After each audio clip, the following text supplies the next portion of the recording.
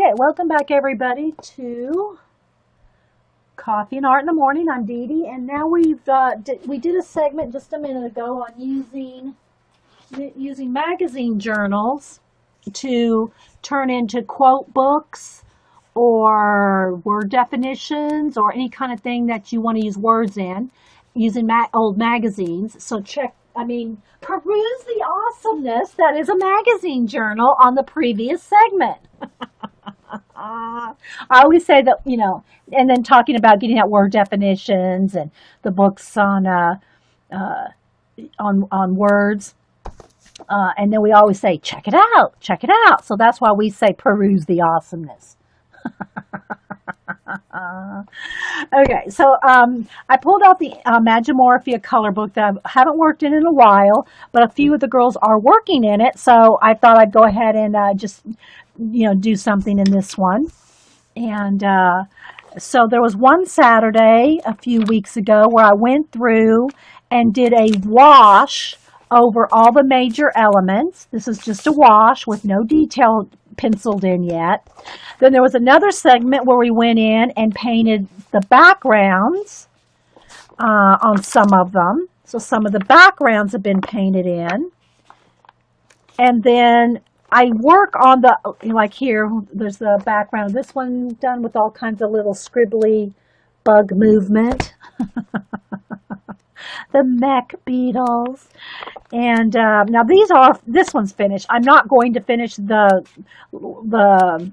little creatures stuck in the spider web on this because I wanted you to see the difference between before they're colored and not. This one is done with just a painted black acrylic background and then Stickles glitter for the web. So I've talked about all these before, so I just want to kind of show you how I'm trying to do different backgrounds, and then I'll just go in and work on some of the tiny bits.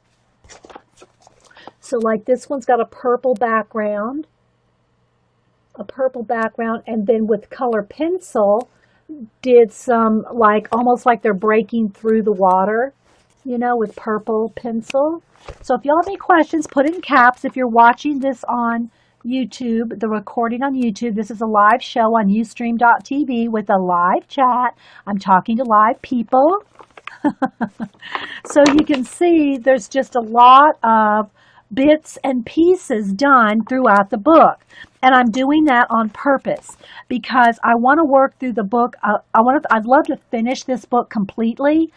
And so what I'm doing, though, is a little bit here, a little bit there. I might work on a background here, go over here, and, just do a little bit like on these dragons. And then go over here and work on the pineapples. And then go over here, so that's how I'm working in this book to hopefully finish it at some point. You like the gorilla background. Okay, so that one, let's go back here. Yeah. So that is a flat paint of acrylic in a burnt sienna, I think, or was it might have been, I don't remember, maybe it's a cherry wine. And then I've gone in there with color pencil and done like a little glow with the color pencil around the buildings.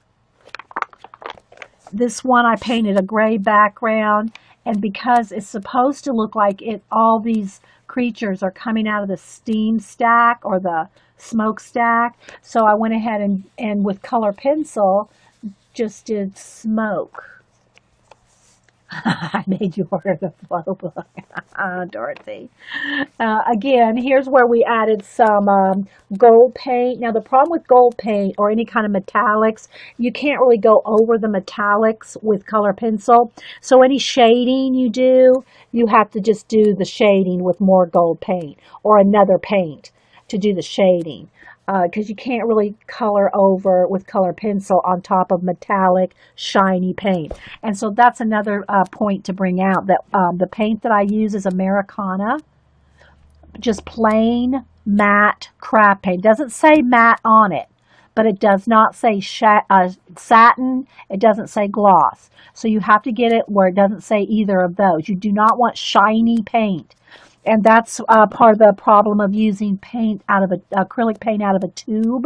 The high quality artist grade paint out of the tube can have a sheen to it. And not all of them, and every brand's probably different. I've not tested every brand. I don't use the expensive artist grade paint in my color books. I don't find the need to. Plus, my Americana paints are matte, and so you can use your color pencil on top of them. Okay? So, I did start here in the very beginning doing some backgrounds already. The leopard here is not, only has a wash on it. And then I painted in some of the background here, started painting in some of the backgrounds here and here. So you can see, and then some of the ideas of using, I ought to put him on, I ought to put my, maybe I can zoom in enough. I was going to say I should have put my camera on Trippy the tripod. Trippy the tripod is where I can attach you right here, and then I can get you right up close and personal. But I did a separate magazine episode before this one, so I wasn't set up to do that. I'll just try to zoom in. So one of the things about using the tiny bits here is you can use your gel pens, your markers, and I do have here, this is kind of like my color book. Other than my pencils, this is just one of, and I switch around what I keep my products in. This is Denise got me this at a yard sale. It's the old Anna Griffin product, pencil holder, or anyway, she got it at a yard sale for me. It's a nice little, zip little case, you can see. So what I put in here right now is my gel pens at the top and my Crayola kid markers down here. Now this isn't all of them, this is ones. I've got multiple sets of these, but they last forever, and you can get them they're regularly like $9.99 for a set of 50. And you use a 50% off coupon, 40 or 50%, you can get them for, $5 or $6 for 50 colors. They're just water-based markers. They're kid markers. But they're fine to get into those little details, right? And they don't blend like your Kuretake, like the ones that these here that Eileen got me. These right here, these are actual watercolor markers that will blend because these are actual watercolor in a marker. These are the Zig Clean Color Real Brush markers by Kuretake, and these will blend. But you don't need to use these in your color book. I've used a few in my, in some special color book pages. But if you just want to get in some little bitty details like this, you might as well just use, your kid markers, right? Or if you have little bitty tiny bits, gel pens are good for getting in those little tiny bits. Okay, so either one, let me prop this up here. Prop this up so I can have it handy here. So yeah, I love these markers too for color books. I really like these for color books. So what I usually do, as you've seen me do multiple times, is I'll do washes over the big area, like the animals, washes over the big areas, paint in the background, and then, I've added clouds and speckles and shading and all that in the backgrounds. And I've been trying to do different kinds of backgrounds. Like on this castle, I did an orange background, and then I'm working in here. Let's work on this for a second.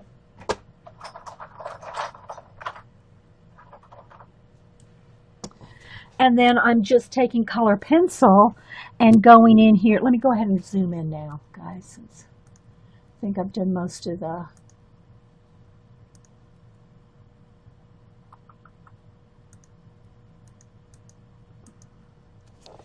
All right. It's still focused. Let me do another focus here, guys. Where's my little card? Oh, where's this? Something to have the camera focus on there.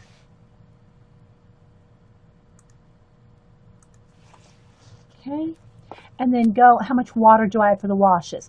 You water it down enough Laura, you water it down enough that you can still see your images through it. But that doesn't mean that I'm sopping it wet, okay? I thin the paint out pretty thin, but I put it on a palette and wet it down. I'm not like just watercoloring, sloshing water on here. Especially on the thinner books, you always want to test on the back page. But especially on some of the thinner color book pages, it's not even necessarily the paint or the marker that's going through, although I've not found a book yet you can use a Copic on. Okay, a color book that, alcohol-based markers won't go through. But it's not even so much the paint that goes through your pages, it's that when you oversaturate it with water, it's the water that's seeping through the page and almost like tearing your book, tearing your page because it's so wet. So if you do want darker layers of washes of acrylic paint, it's best to put a nice light wash on, dry it. I just have a heat gun and I dry it, in between, and then put another wash on. It's best to layer it up in color books. You just can't saturate them so much that, this is already, look, fluffy. See, which doesn't bother me. But wrinkling does bother some people. But I found that even if your pages, like, let me get my Imagimorphia. I have found, here's the Imagimorphia, that by the time you get done putting all your layers of paint and color pencil on, I can feel a little bit of warping in this page, but it's not like wrinkled. It's got a little bit of warp to it, but it doesn't bother me. But it does bother some people. So just FYI, but look how much pencil and paint is on a page. It's completely full. So by the time you get done with all these layers, you have re-flattened out your page. You will re-flatten out your page. Even though, again, I can feel a little bit of warping to it, it doesn't bother me. Especially then by the time I go to the back page and work on this one, then it'll be extra flat, So, yeah. So that's Imagimorphia. And right now we're working in Imagimorphia. And he's coming out with another one called Mythmorphia, which I'm looking forward to getting that. Mythmorphia.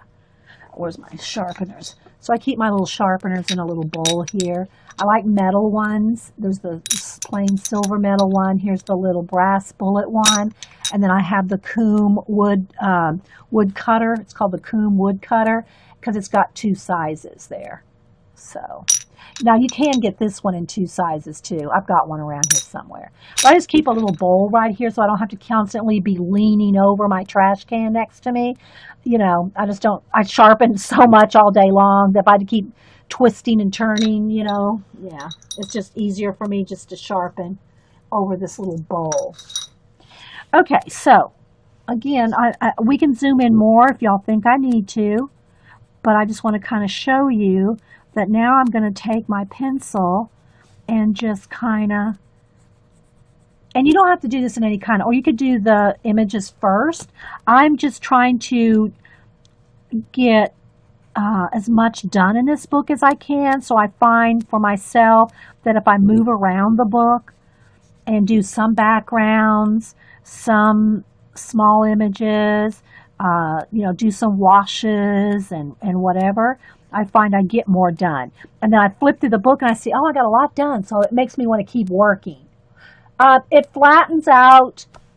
I use a heat gun to dry. So, I'm constantly redrying things because I get it wet, redry, get it wet, redry. It's not going to flatten out. Look, see how they're kind of warped a little bit? See how they're kind of warped? They don't flatten out 100%. But it's not wrinkled. It's not like a big wrinkled mess either. It just kind of warps a little. When you break the back of the book to get it flat, do the pages start to fall out? I've not found any book where my pages have started to fall out. There may be, if you try to do that on some of the hardback ones, if they're not sewn, maybe it might happen, but I haven't had it happen.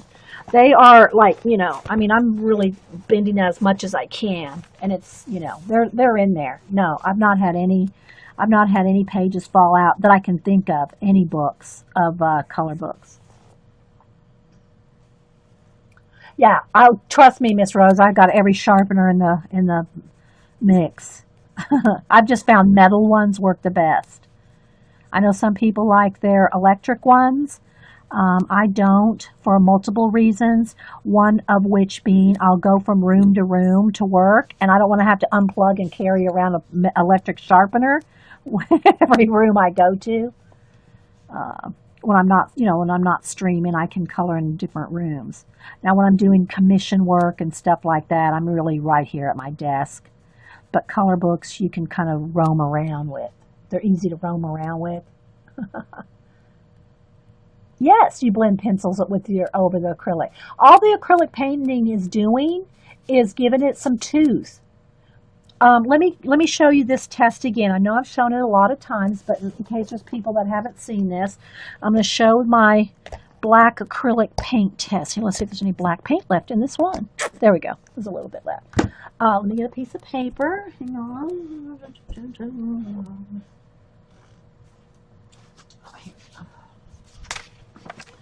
All right, so I want to show you this. Okay, so I'm going to take some black acrylic paint right here. All right, put some black acrylic paint down with baby wipes. I got to get baby wipes. I'm almost out of baby wipes, guys. That's a national emergency in my house. Not having my baby wipes. I go through those babies as quick as I do pencils. All right, so now I'm going to take black color pencil. And I'm just using Prisma. Now, I know that Kathy Arbor, she has some of the more expensive pencils, and she's adept at them. I just pretty much use my Prismacolor. So, there's probably variations on this, but I want to just, with your color pencils, but I'm just showing you with Prisma. All right, so now I'm going to take my Prismacolor, and I'm going to do a heavy black, dark black, okay? Just to show you how the difference is of going over something. All right, so acrylic paint, pencil. Now, I got to let that dry, though. You always want to let your, this reminds me, I got to send Cam a gel pen. Let me pull that out. My grandson needed some white gel pens, so I told him if I go up there Saturday or Sunday, I'll have to take him some.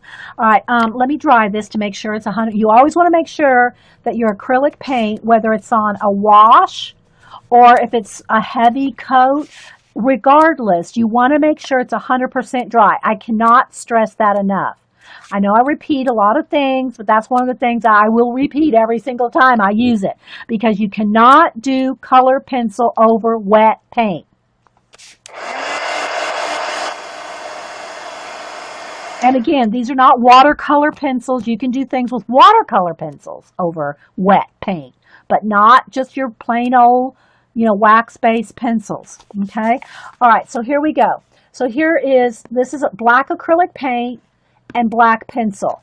Now, I'm going to take my white pencil, and I'm really going to try to go over this black pencil as much as I can. Now, look, I'm pushing as hard as I can, and all I'm doing is kind of turning it at the best gray. See, I'm pushing as hard as I can, and it will not give me white. Now, I'm going to clean that off. I'm going to clean my pencil off. Now, this is black acrylic paint.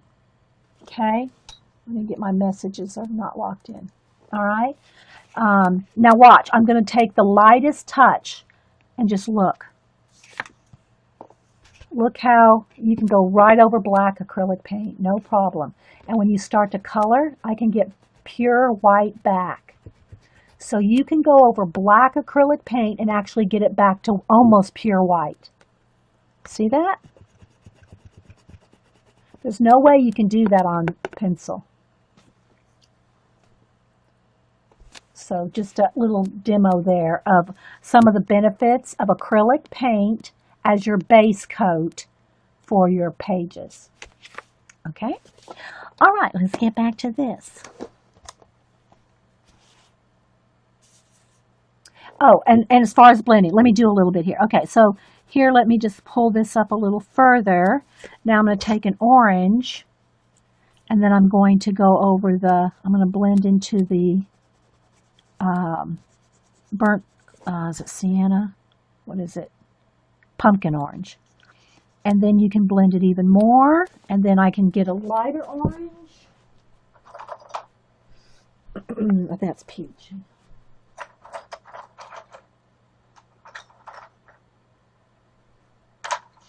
I don't know what colors here I got. Okay, and you can just keep blending out, just like you would blend anything. Whoops, broken. Just like you can blend anything.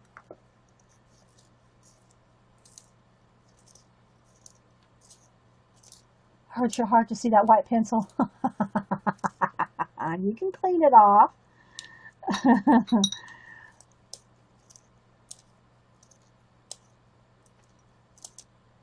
All right, this is one of the bad pencils. Let's try this one. Every now and then I grab one of the old ones that have had problems. A lot of people have said that the new ones, the new sets, do not break like some of the sets after they first moved to Mexico. Yeah, it was bad. Okay, so start blending this. Oh, that's a peach color. Here we go.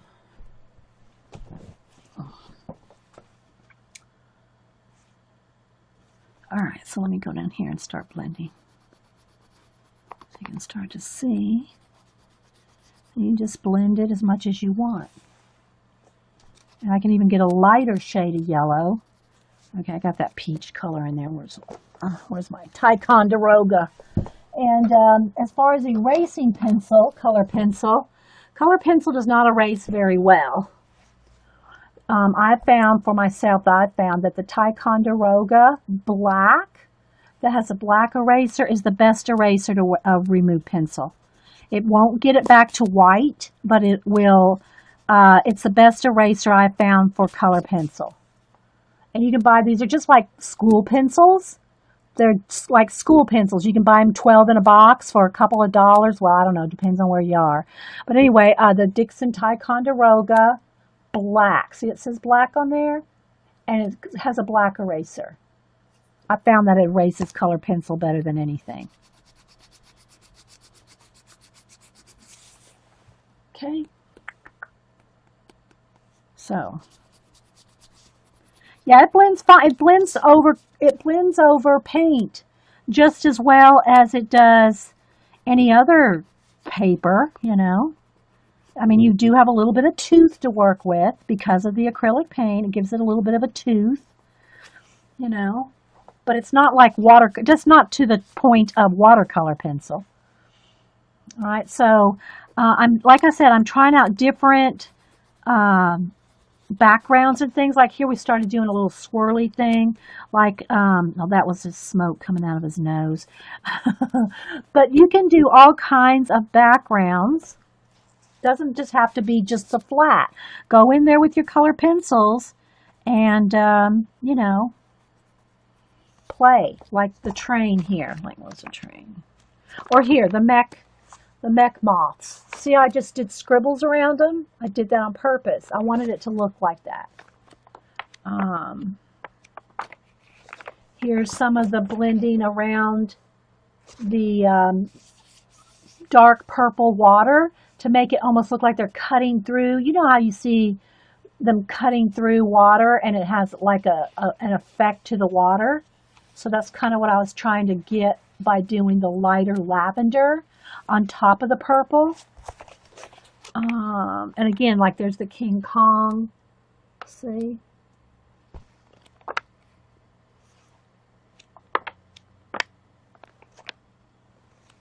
So they're all going to have like different kinds. Here's the train.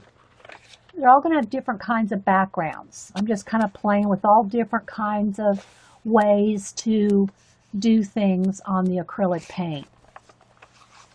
I just picked this one just because we happened to open it here and we got to talking about this one. And the same thing with this one. I'll have, you know, some smoke and coming out of his nose too.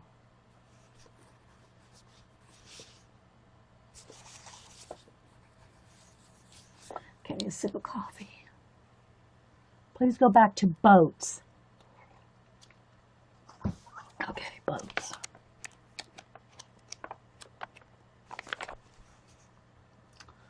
Okay, right here, I just forgot to color, get close around that bird, but I just did a flat blue, light blue. Is it this blue that I used? No, it's probably a lighter blue. I'm not sure which blue it was. Anyway, it was a light blue. Was it this one? Might have been, no, I don't think it was Bahama blue. Maybe. Might have been Bahama blue. And some colors like lime green, like citron green, some reds, yellows, certain ones are a little bit more transparent, and you might have to put 2 coats to get it flat like that. Okay. And then I've only got washes on here. That's just a wash of blue, a wash of brown, you know, here. So I haven't really done any details in any of this. I think I did a little bit of dark brown here. But yeah, that's all I've done on there.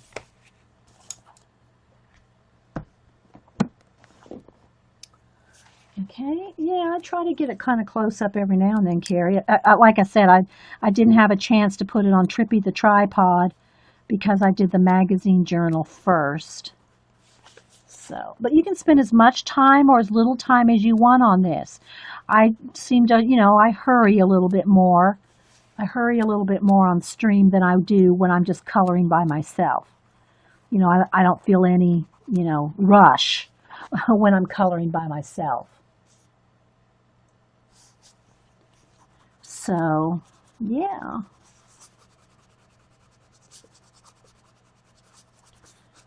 And as I'm doing, like, I might have darker right along the edges, and then I just kind of feather and lighter and lighter and lighter pressure. And then you can go in with the next shade.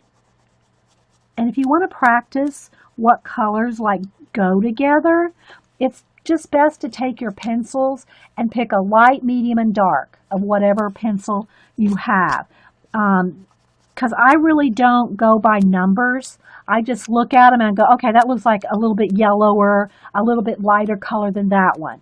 And then I'll do it. So I don't go by any numbers or anything like that. It's just that I've done color penciling portraits for so long that I just know my pencils. And that's another reason why I stick with my Prismacolors, even though they do have their issues.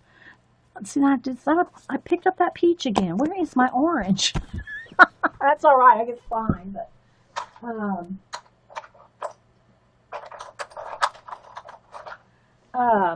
that's pink too. Good grief! I need my other light on here. I need an orange.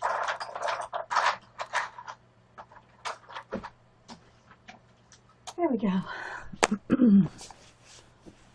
Sorry, Dee came late. Which book is? Yes, this is Imagimorphia. Yeah. Yeah, I have them both. This one's Imagimorphia. So you can take as much time as you want to blend all this, you know?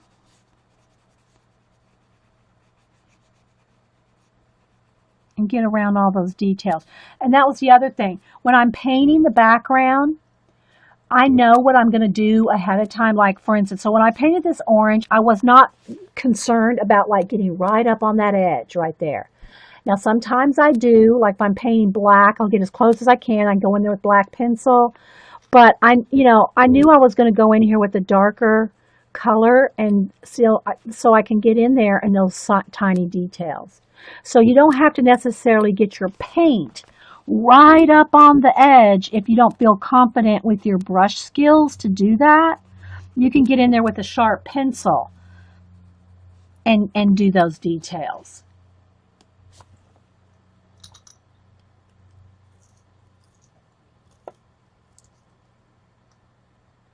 Okay, use my bullet one here. This one I think is getting ready to break, but we'll see.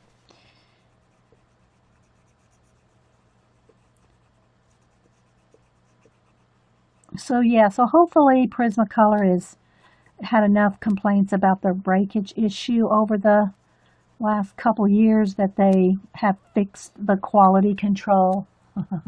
Because me, Janet, and some of the others that have bought or have the new sets have not had the breakage issue that we had there for a couple of years.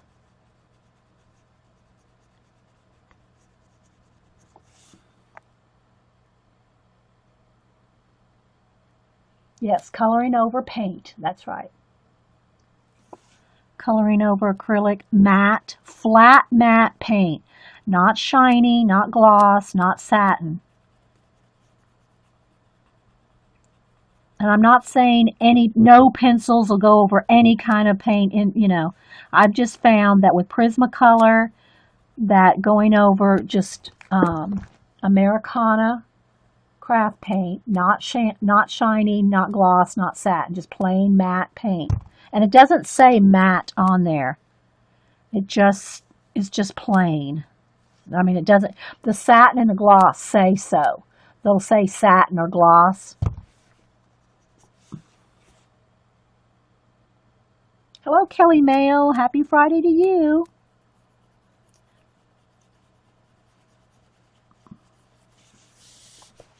So you can just see the lighter the pressure, the more feathery out you can do to make it blend.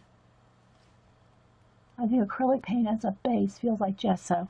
I guess it depends on the gesso. The gessos that I've used are too scratchy for me. I don't use gesso. I just don't. And I know you can probably get golden gessos, probably not as scratchy as some. I just don't like gesso. It's too scratchy. It's too toothy.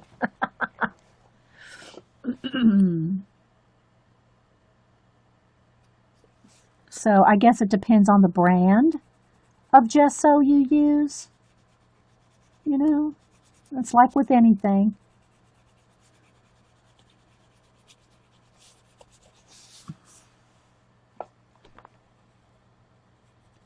So just kind of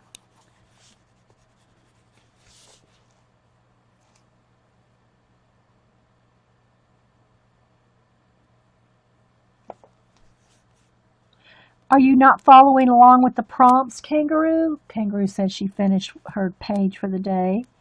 I didn't know if you were. I mean, I know that I'm not doing it. I just got done with Inktober, and I do art every day anyway. But I thought there were prompts so that you didn't have to worry about thinking something up. I know Jean does hers. If she does, I don't know. Jean, are you doing it this time? Jean does her music.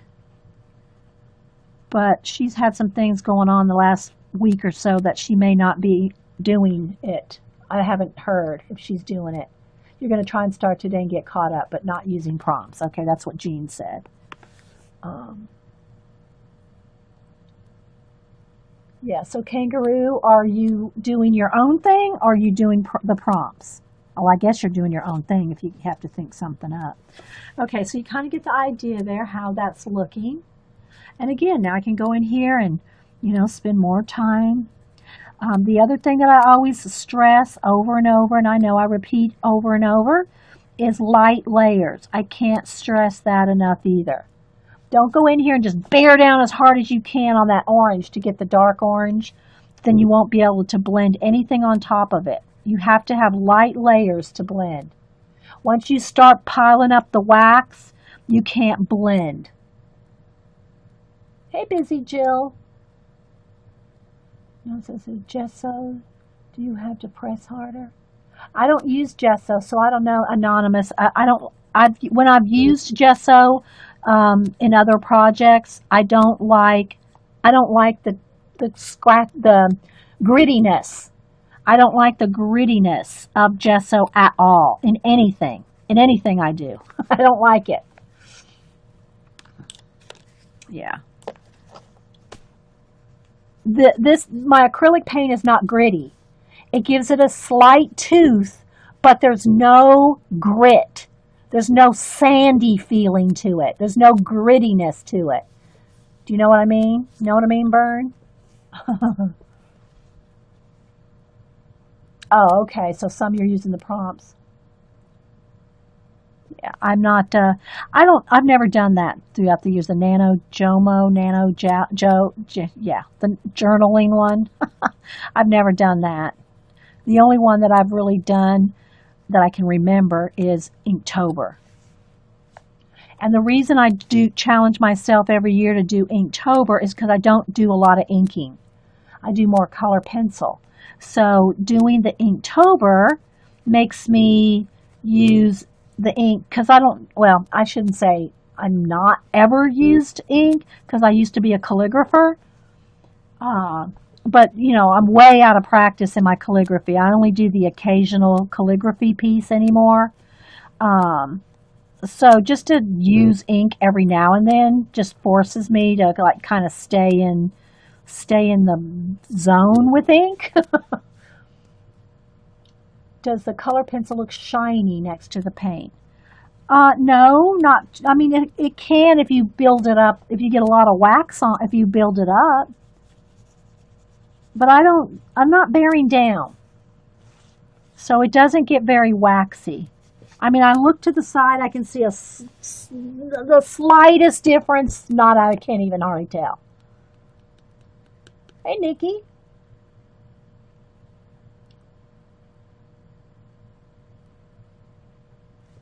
Yeah, that's the idea with the Nano Jomo, is working in a journal, doing a journal page every day, whether you use the prompts or not. Okay, so there you go. You kind of see how we're going with that around the edges. I'm going to just do a little bit of different parts here. I'll do a little bit of, some tiny things with the markers. I'll do a little bit here with the pencil. Okay, so you can see I've got a wash of green on the dragon here, his body coming through here. And then here's this coming here, and he comes around this one. So that's acrylic paint on there. I try to put the acrylic paint, like here's the castle, it's got acrylic paint.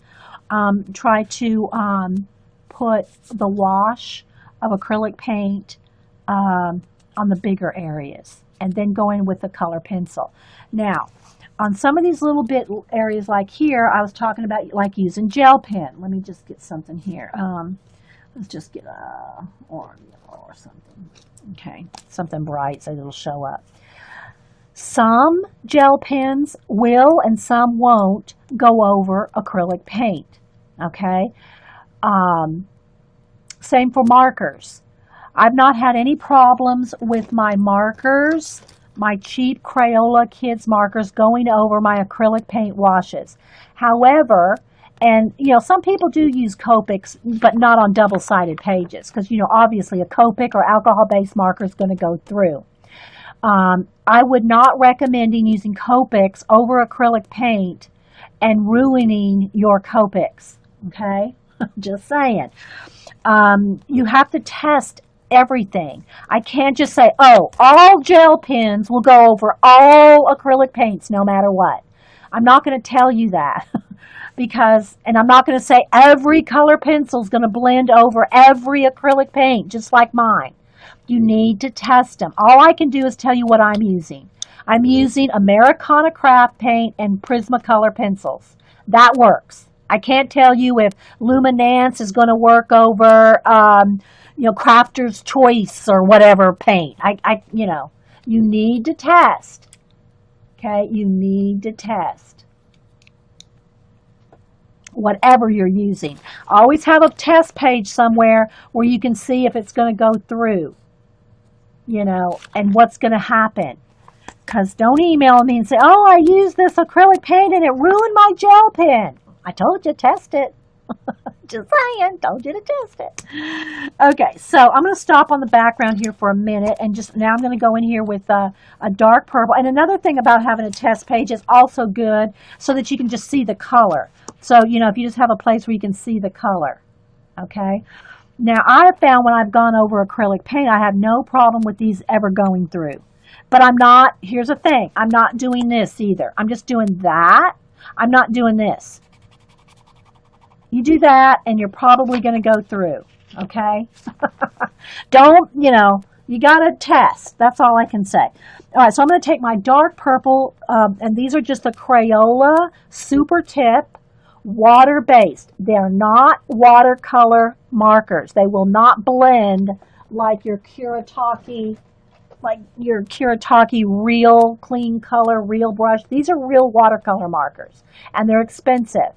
And I only reserve these for a special color book page. I don't use these every day in my just everyday coloring.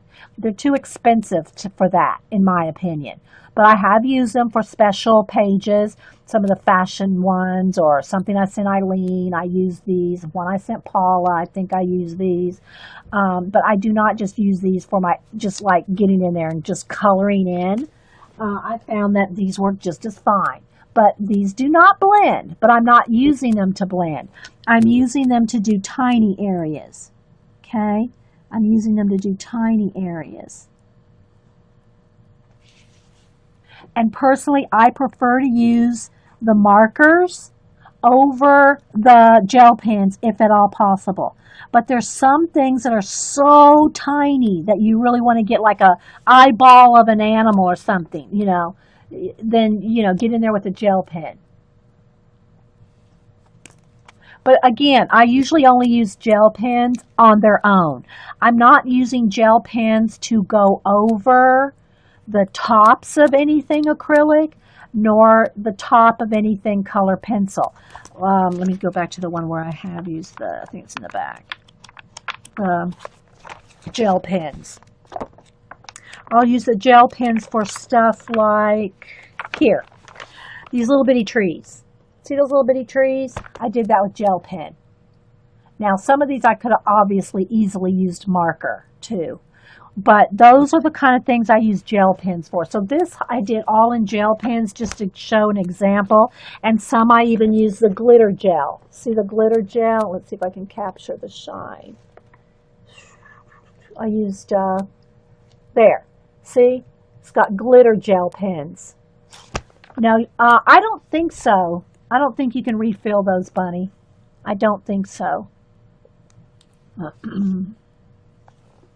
Eileen gifted them to me, so I didn't do a lot of research. But I think somebody, I did ask that before, if you can refill those, and somebody said no.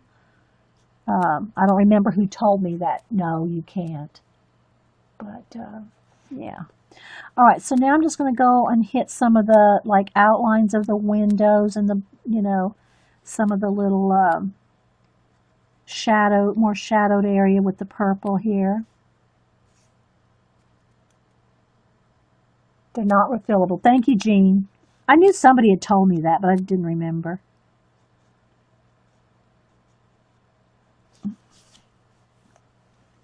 Okay. If you have any questions, ask. I'll do my best to answer what I know of, you know, what works for what I've tried.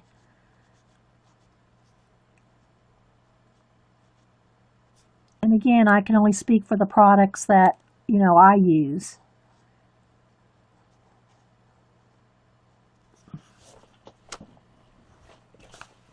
So you can kind of see how we're going from this to this.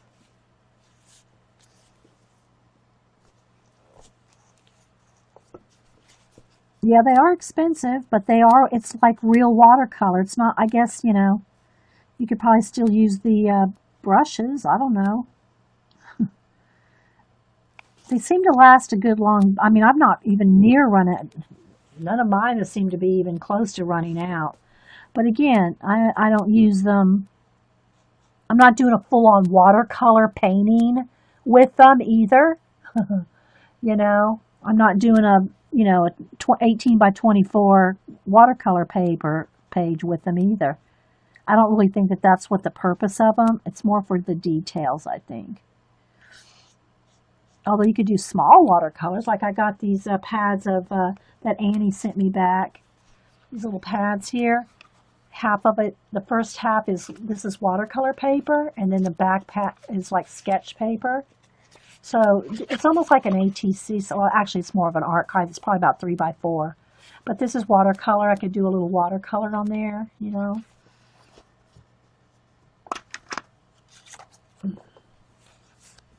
All right, I'm doing a lot of talking and less coloring here. Let me get around all the little windows here.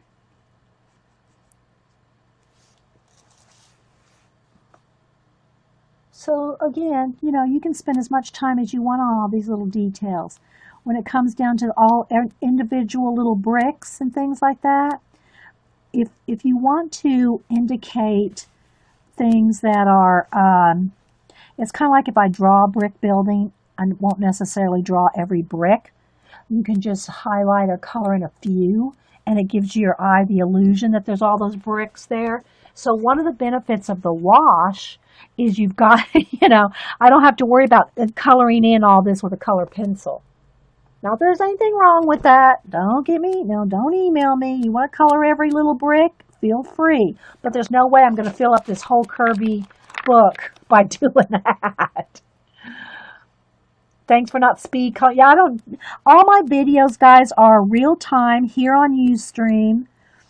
Nothing is speeded up, and nor are they edited.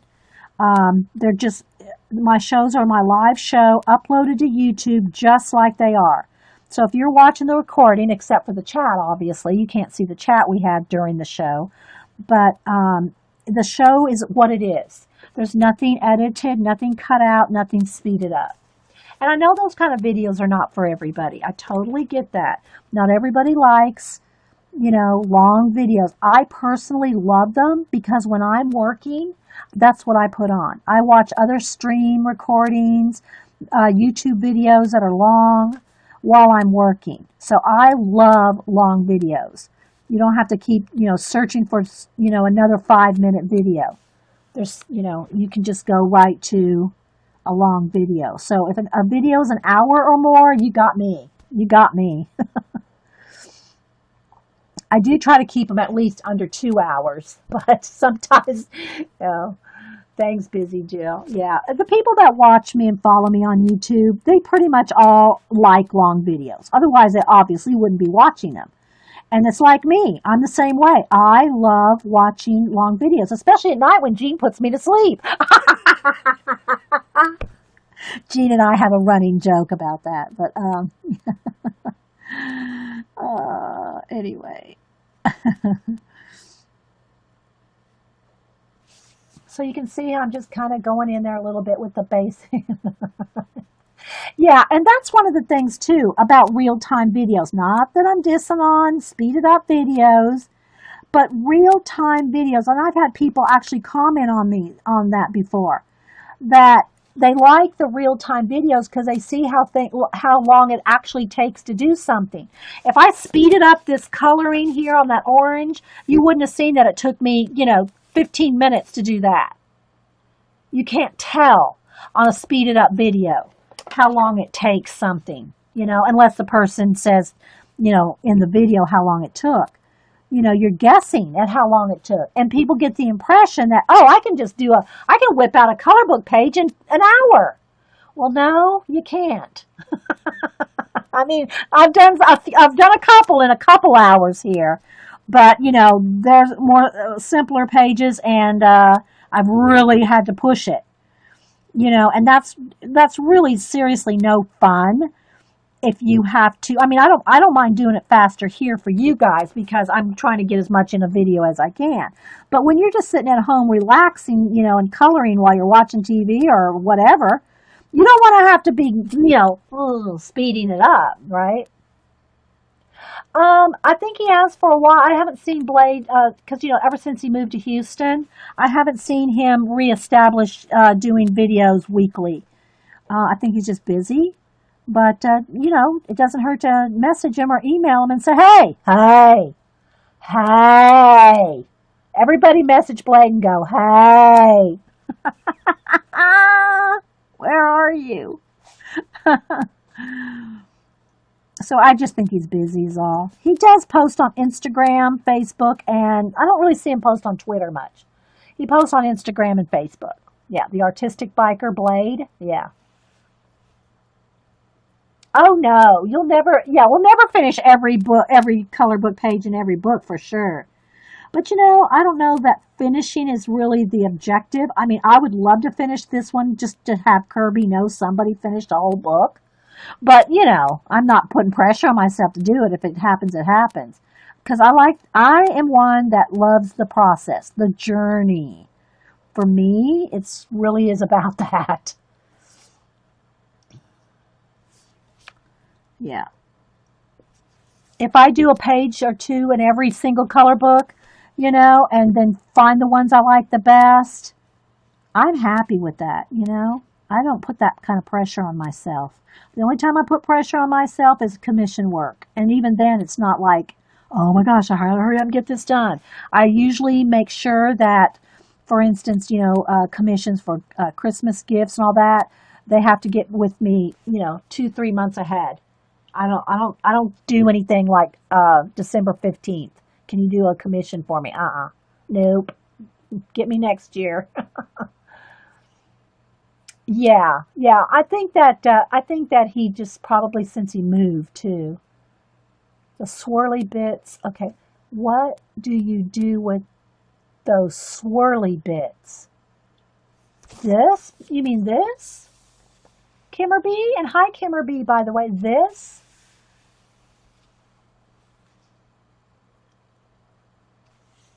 Is this the swirly bits you mean? Or do you mean the little smoky bits?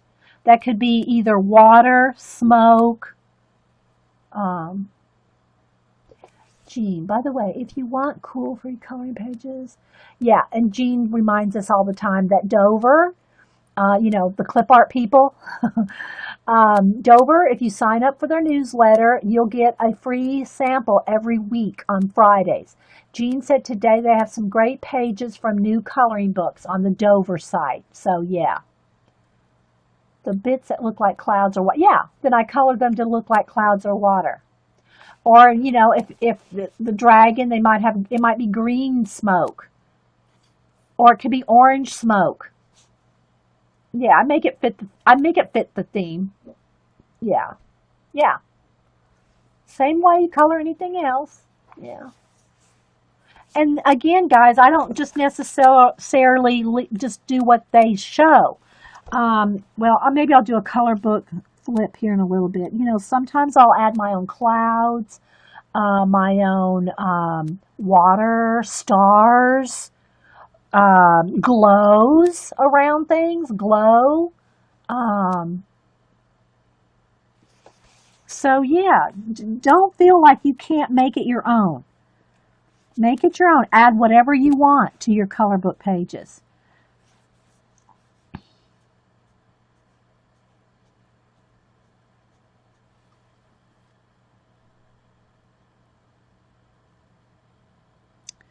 Okay, I'm just kind of looking through here and see what else I want to.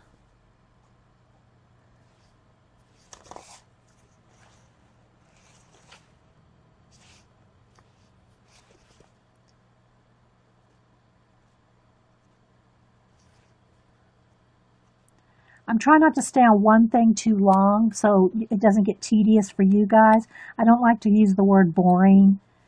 It's not boring for me to color, bits and things, but it can be tedious, especially if you're watching the same thing over and over. So I am trying to do a little bit of the background, a little bit of marker, a little bit of gel pen, a little bit of, going back and forth.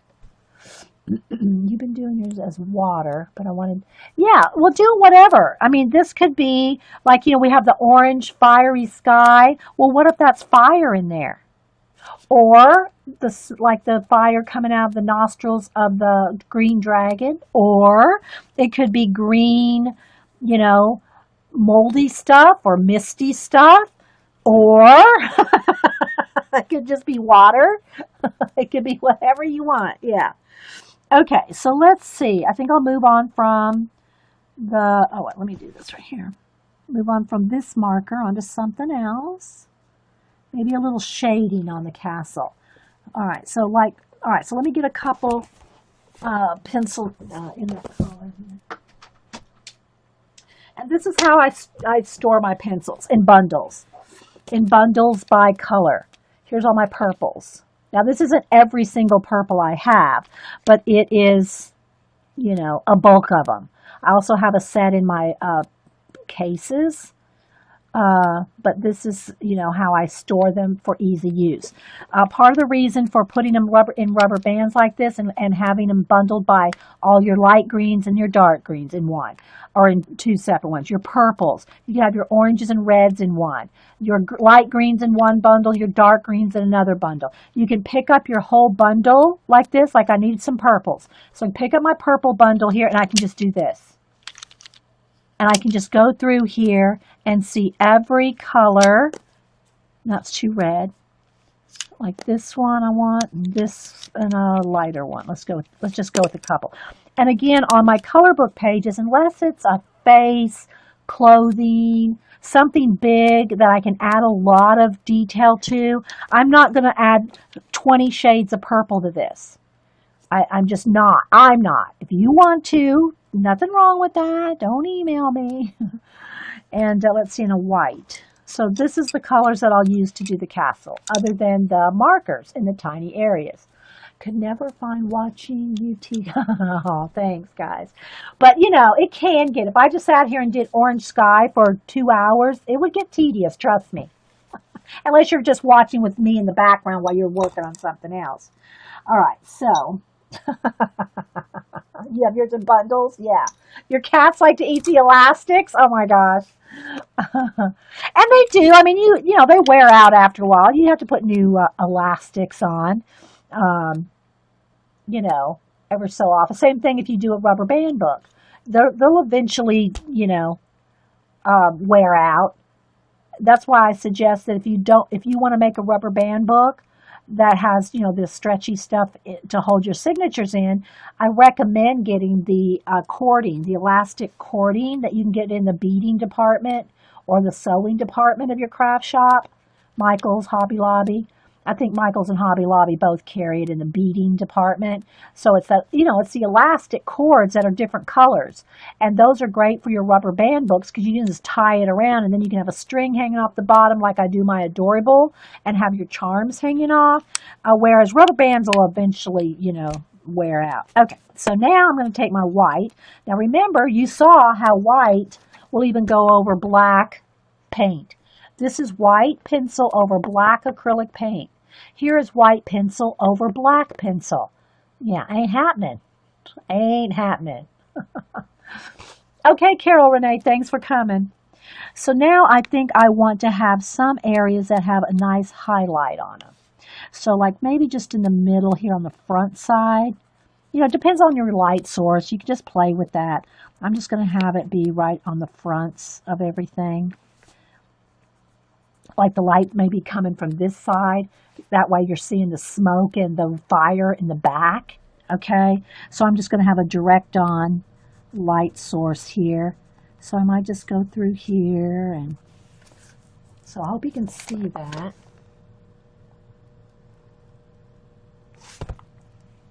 Okay, and again, I'm just, going from thing to thing. If you want to concentrate on one little spot at a time.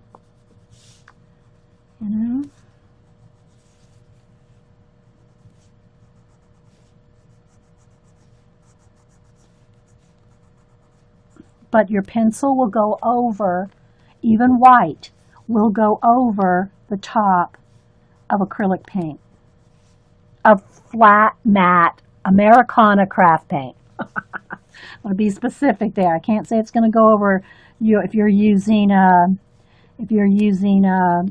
artist grade out of the tube that has a sheen to it. Can't promise you anything.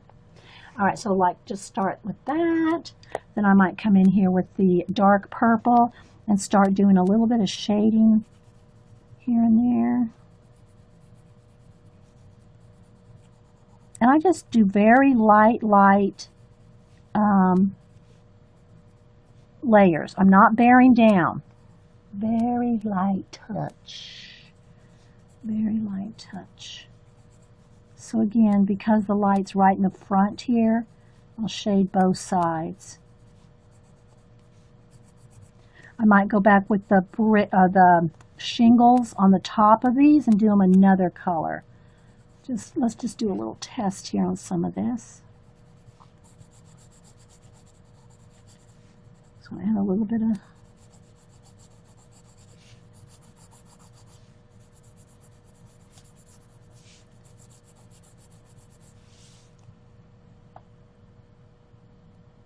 you say it's okay, and then advertise.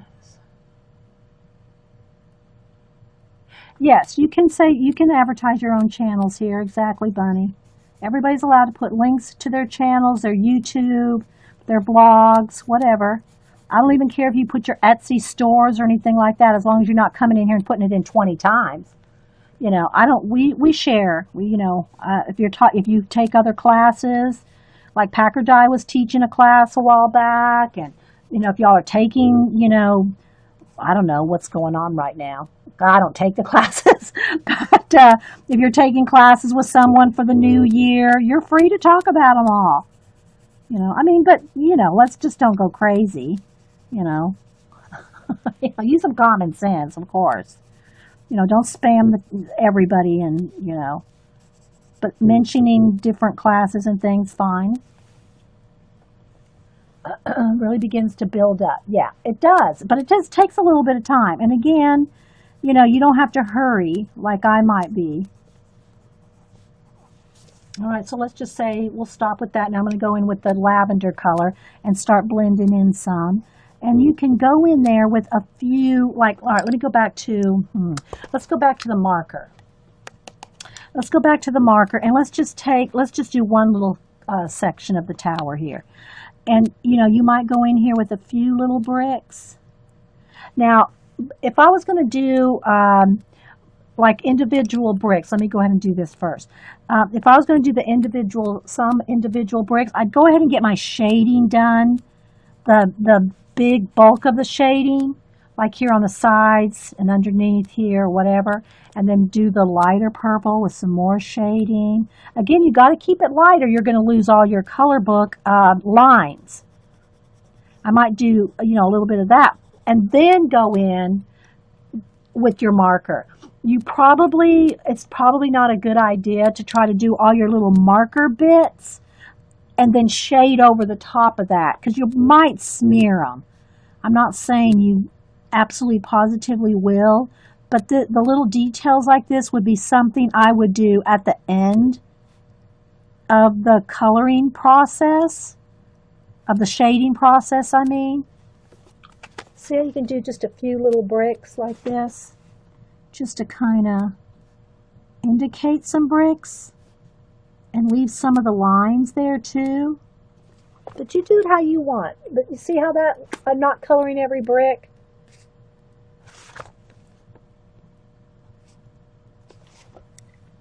And I'm leaving it light in the middle. Because I'm imagining the light's hitting it directly flat on like this, not coming from a back source. How to shade large areas of snow. Somebody just asked me that not too long ago. With snow, use a slate gray or a blue or a purple, a light purple for your shadows. It depends on, where you are, like, what, if you're up in the Andes or if you're a snow at a lake or, but purple and gray blues, one or the other, are the best for shading in white. Like a white beard, you're probably going to have blue in there, Yeah, and some gray. Yeah, gray too. But gray can be very dulling, just gray in itself. And not that there's not a place for that. I mean, there's dull, gray, snowy days. But blue and purple are better shadows. Okay? Yeah, light blue. Yeah, there you go. See, Jean's becoming quite the. I'm telling you, you don't know how far Jean's come. Just saying.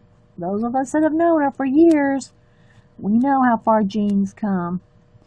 Okay, so I'm just going to add, a little bit on either side here. Oh, wait, let me add a little bit more. Let me color that first. Let me shade. I got carried away.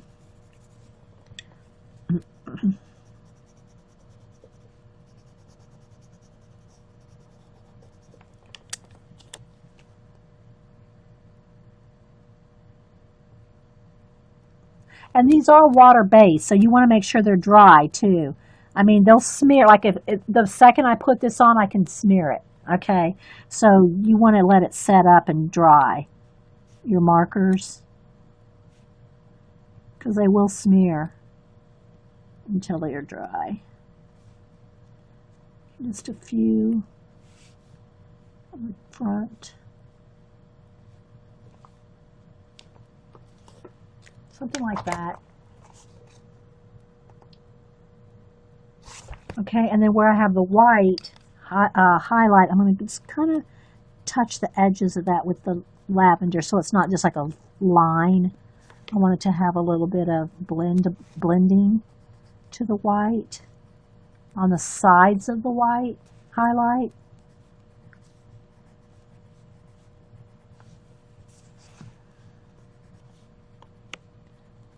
And again, I would shade all the painted areas, shade that all first with a couple shades, and then go in there with your marker or gel pen. Aww. There's probably a lot of us, Jean. Okay, now I think I want the little castle tops to be a different color. Even though I've got a wash of purple on there, I can still go over it with other color pencils. I just have to decide what colors I want them. Do I want it more in a blue? And again, these are my fantasy things here. You're probably not going to see a purple castle, right?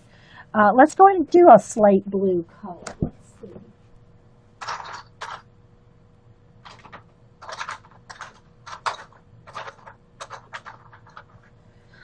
Or a blue and a gray.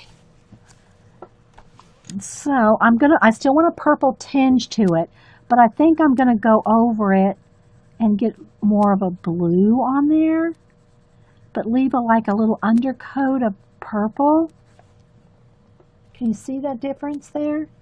Now I don't want to color it too hard. If I color it too much, you're gonna lose all the little lines, right?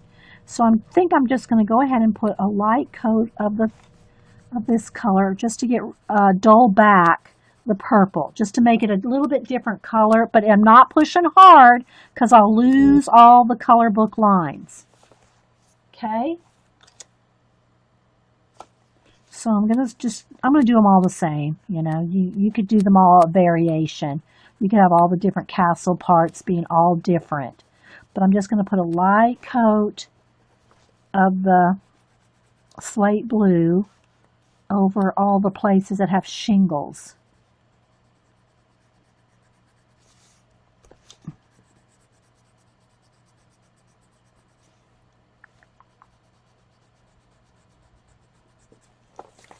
So it just gives it a little variation. But I'm not coloring so hard. If I push down too hard and try to color it in real flat, you're going to lose all the color book lines. All the little color book lines. That's the benefit of the wash. By having the acrylic wash on there, you have the color, your base color on there without losing the lines. Because if I wanted, let's just say I wanted this castle purple, and I was going to use color pencil. All right, so I start by going over the whole thing with, say, just a light lavender, even the lightest touch that I had. Then I started adding some shading. You're going to lose all those lines. You're going to lose your color book lines. What time is it? 11. Okay. Well, I don't want to get over. Well, yeah. Let me go ahead and just put a light coat over here.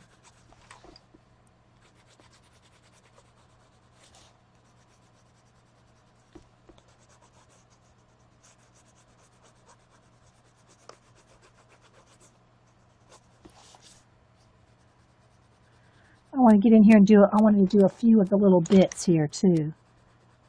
So again, this is not, very rarely can you do a live, real-time color book video and have a page done, even in 2 or 3 hours. I mean, I've done it a couple times with some, a couple of pages, but it's yeah. And that's even rushing. And you don't want to rush. You don't want to have to rush. I mean, like I said, I don't mind doing it on a stream for, so you guys can see as much process as you can. But, don't email me and say, you didn't finish that page. You're right. If y'all remember, let me get it here.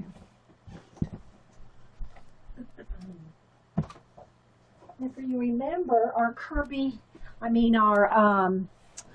Bennett Klein Oh Dear page, remember this page? This took us 9 parts to finish this page. It's under plastic. It's in a plastic sleeve. This took us 9 parts to do. So we can do a full-on color book page to this detail, but it'll be very multiple parts. Yeah. Exactly. Yeah, Jean said her last one took her 10 hours. So, yeah, it's not that I can come on here and do a real-time video, and I just don't want to, I'm not going to speed my videos up. So, yeah, if you don't like watching either long videos or parts of color book pages, then go watch a speeded up video, but that's not going to happen on mine. I want people to see how long it takes. So that they don't, for one thing, it can be discouraging. If you see, and again, guys, I'm not dissing on anybody that does speeded up videos. There's a place for all of it. Some people don't have hours to watch videos, and all they can watch is speeded up videos. I'm not, again, don't email me and say, you're dissing on speeded up. No, I'm not. But I want you to see how long it actually takes to do the detail. Okay, so there I think I got most of the blue. Oh, wait, here's another one. Shingled areas. Any place that has shingles. Here's another one.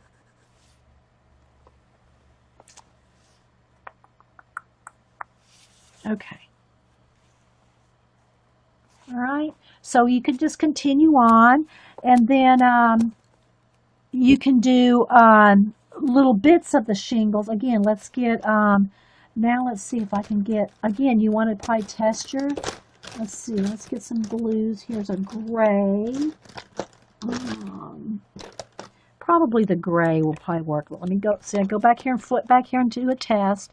All right, that's too gray. Let's see if I can do it with, oh, here, let's try this blue.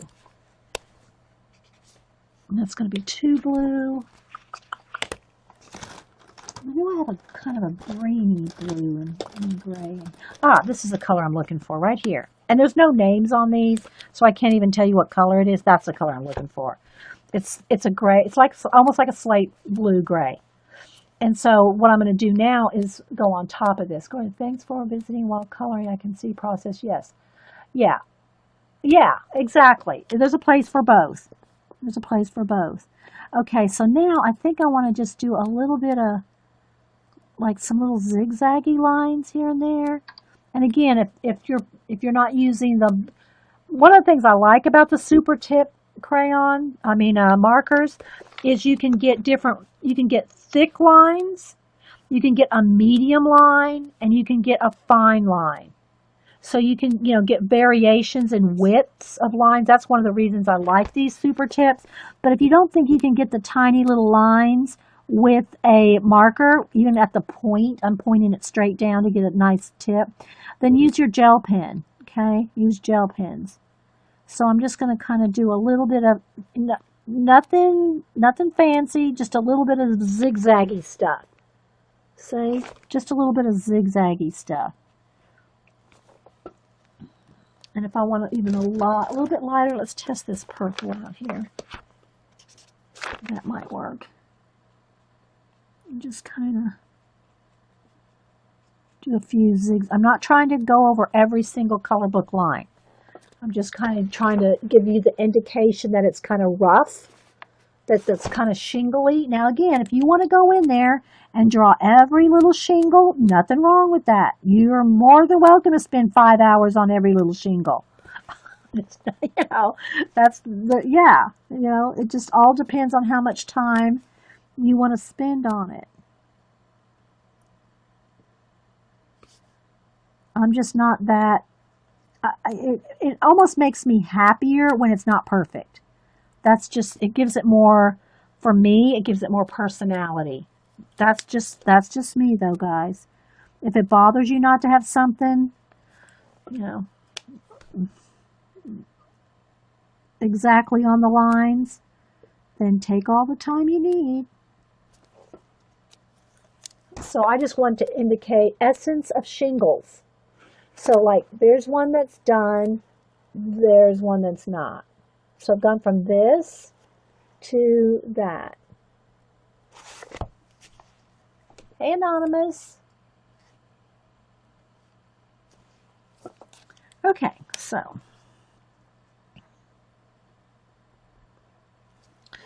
All right. So then you get the idea on the roofs. All right, so let's come over here again and do a little something. Like I said, I want to do something with maybe some gel pen or something.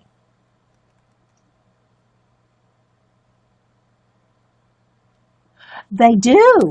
They last forever. I think I have 3 sets of them, and maybe out of each set, out of the oldest 2 sets, and I've had them years, some of the older ones, they don't dry out. You can use them up, but and as long as you keep the cap on them, now, you know, you got to keep the caps on them. These are just the most awesome kids Crayola water-based markers ever. They're awesome. Uh,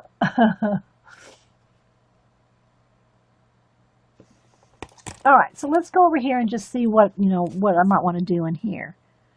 Okay, let's go ahead and let's just say that the wavy stuff that people were asking about, let's just say it is like the fire that's coming from behind the castle. So I would just start with my lightest, or, you know, medium orange, let's say. Orange. Okay, that pencil sharpener didn't. Let's try this.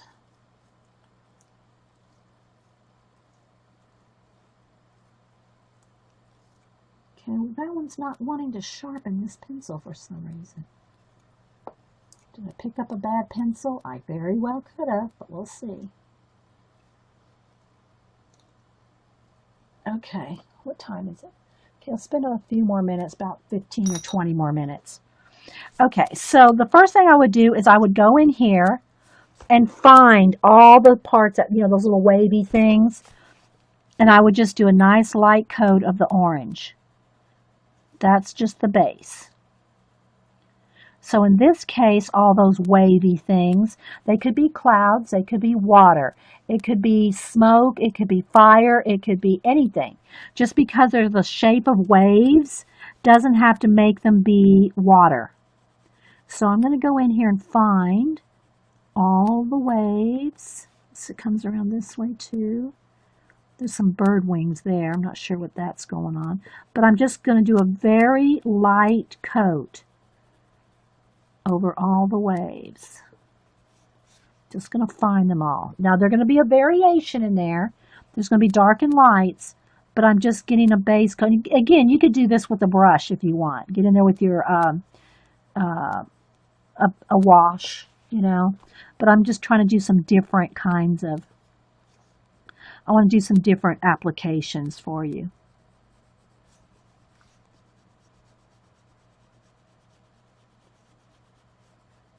And remember, it'll go over like, all right, so here's purple right there. The orange will go over the paint. Okay.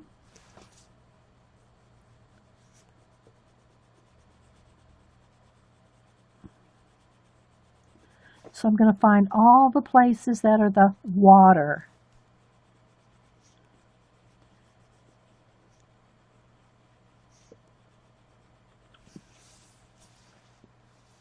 I may have to open,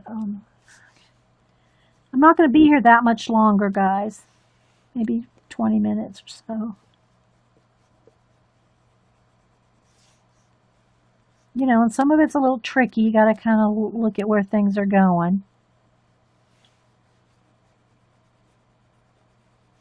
That's part of it. This is part of it. That's bird wing there.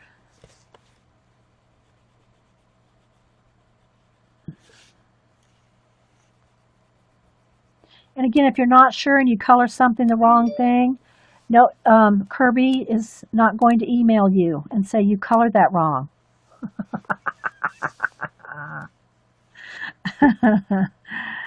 Okay, that's a Jack and the Beanstalk. Kind of see, there's a piece of a castle over here, so I've got to cut, you know, do something with that later.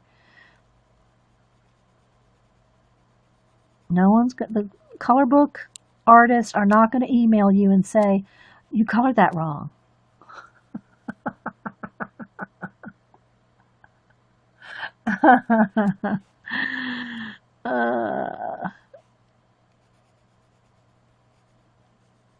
You're the boss of your color book, remember. You're the boss of your art journals, your mixed media. Okay, that's a little fish thing there. This background here.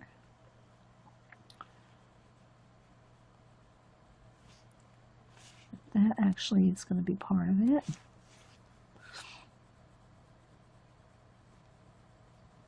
Now you can always just do a if there was like more of one thing in here than another, you could just do a full-on wash over the whole thing. Like I'm going to do a monochromatic. Okay, here's an example. No, that's, well, kind of, but okay, well, this might be a good example. Okay, so these shells here, all the tentacles coming out, I'm going to have this coral color. Okay, so look, I just colored a wash over that, knowing that not every bit of this is going to be that coral color. But I put the coral wash over all the tentacles. Now I can go back and color over any of this. Remember I showed you, look, white pencil over black paint. But I wanted to show you the bird. Okay, well here's an example. Look at this. I just did a complete wash over all that. All this MAC is not going to be that tan color.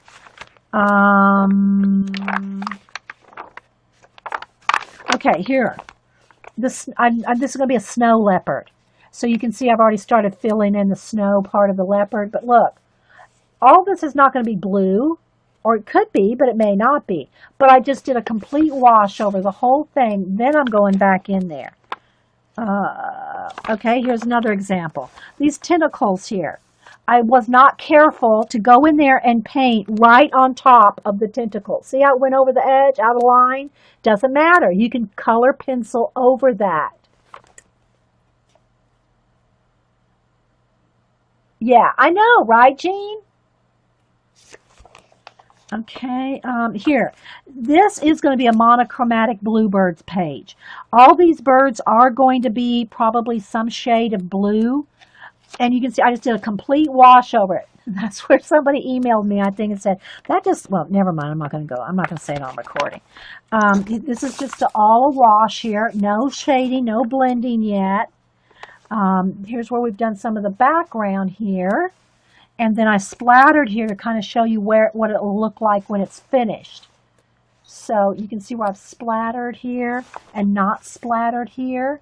So it'll go to this eventually. See how all that's splattered and shaded in here? Okay, that'll be on here too. Same thing for the boats, you know. Any of it. You can put as much wash. I could have washed the whole thing orange and then picked out the animals. You know, it just depends on, I guess, what you feel like doing at the moment. So what I want to do, though, is I'll go through and find all the orange fiery waves. And then I'll go back in and add darker orange and make it look like fire water. Fire water! Go make fire water! You finish a page, you forget what you're doing? Well, I guess if you think you might forget where you are, this is just how I'm tackling this book. You know, I've got plenty of other pages where I finished the whole page. Maybe not in one sitting here with you guys, but I've got plenty of pages that are completed, right? But in this book, I just wanted to kind of challenge myself to eventually finish this whole book. And the only way I'm probably going to finish this whole book is doing it in bits at a time. Little bits here and there, like I'm doing here. You know, if I forget a color, like if I forget that that's this color blue or something, then I'll just, I'll just say, well, was it that blue? No, it wasn't that one. Was it this? No, it wasn't that. Just guess at it, figure it out. you know? All right, so let's see. There's some kind of a little dragon. Here's some more orangey, fiery bits. I'm not going to do it all right now because then I won't get past this. And I don't want you to just see me try to pick out just the orange. I want you to see me do some more color on it. And then after, I'll spend about 5 minutes or 10 minutes. What time is it? Okay, let me spend 5 more minutes doing this. And then I will back the camera out and spend about 5 minutes looking at some of my pages that I've already finished, that are done. And then we'll be done for the day. Don't forget Barb streams at 2 on YouTube. She streams only on YouTube now. Barb Owen. So check her. Peruse the awesomeness. That is Barb at 2 Eastern. All right. So there's more in here. See, there's more right here. So I won't do all of it right now, but I want you to see where we're going with it. So I'm going to do all this is those flames or water, whatever, you want it to be at the moment. There's some more in there. I'm still missing some here. You just got to kind of go in there and follow the path of where they're going. But I think you get the idea. So let's just go ahead. Let's do this one right here. All right, so now I'm going to get my darker orange and maybe even maybe a little bit of red. Let's test this red. Yeah, that'll work. Okay.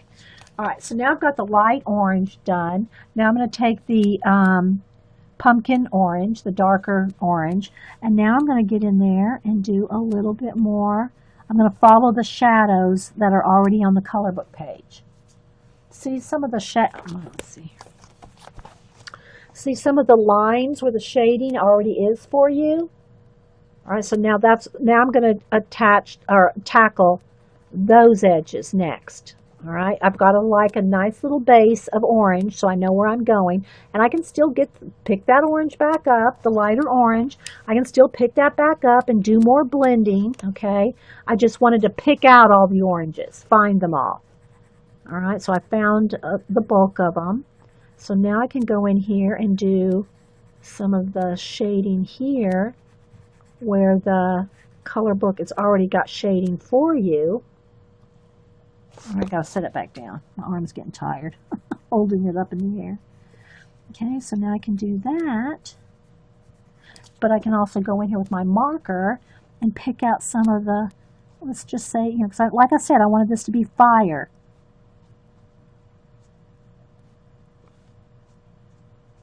And pick out some brighter reds. Now, while it's wet, you can also, kind of smear it a little. Now, they don't blend. They're not watercolor markers like blendable. They might touch each other and blend a little bit, but don't try to count on it. Don't count on your Crayola markers to blend like watercolor. All right, so now I can go back in there. It's best to make sure your marker's dry. Otherwise, you can smear it right off. But they dry pretty quick. Almost instantaneously. And then just get back in there with a little bit more. And maybe even a little bit of yellow. Do I want some yellow in there? Maybe. Maybe I want it even more fiery. Let's put some yellow in there.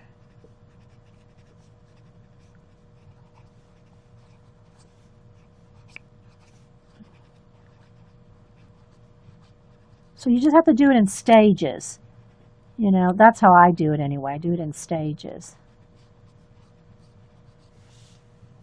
something like that. So get in there with your markers, make sure it's dry, and then you can get back in here with your pencil and do more blending. So we kind of go from like that to this, and take more time, guys. I am kind of rushing it. You can probably tell, but you can go from like this to this with your markers and your pencil. Now the blending is from the pencil.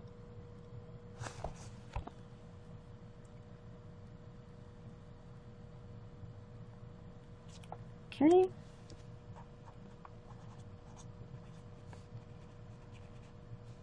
And there's a little bit of a castle even right in there. I can just go ahead and color that in if I want, even though this has a wash on it. But get in there with my blue top, a little bit of white highlight. Okay. Hey Terry Trouble, how you doing? How's your arm? Yes, we try not to make Terry, we don't want Terry to mod too hard with her arm. Don't mod too much. All right, so here's some more of that fiery stuff coming across here.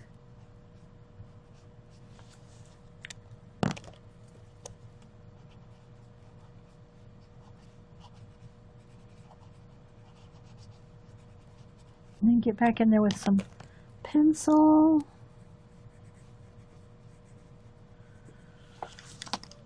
So you can see how the fire is going to come across the castle, right? It'll be like that.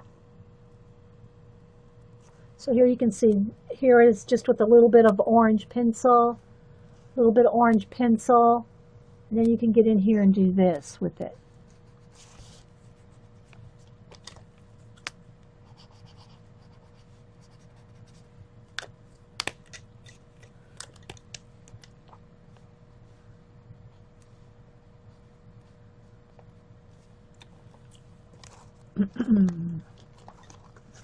Okay, but not stain.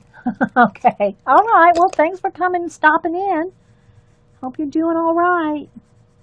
You said you're doing okay.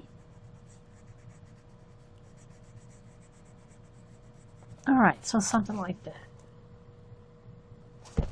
Okay. Let me back out, Vern. Oh, okay. All right, let's refocus. What are my cards here or something here to focus. Nice and bright.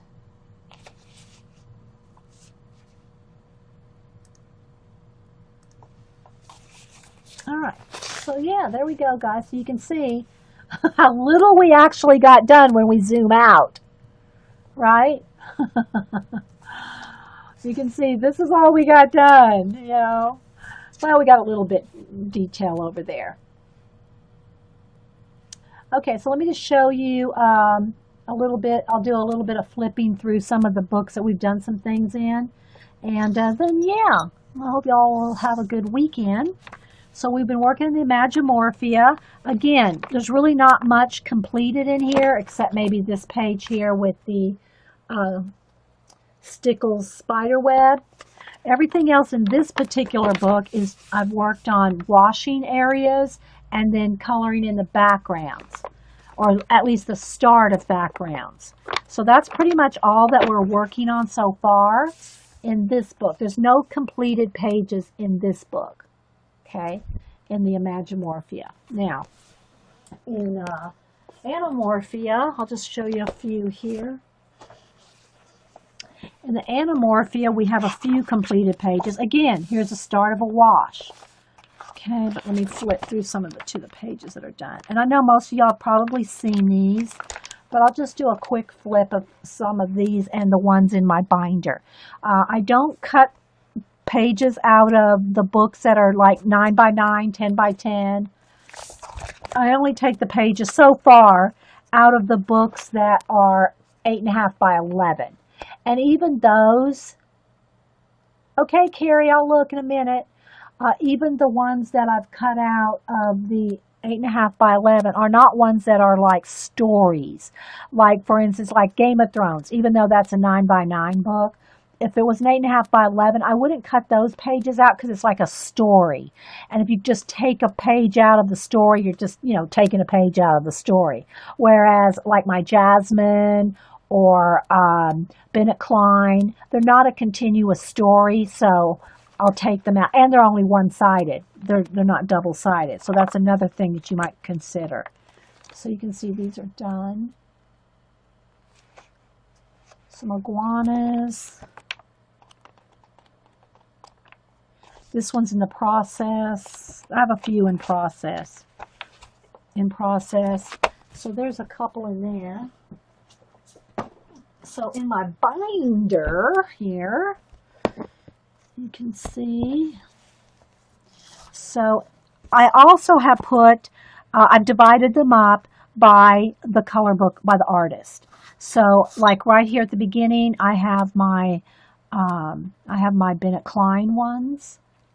So, and you're going to see a glare because they're in plastic sleeves. I do have stickles on some of them, like this. You can maybe, it's probably going to be tough with in the sleeves, but there's stickles on some of them. Let me get my color back here. Hang on, guys. Let's get the color back.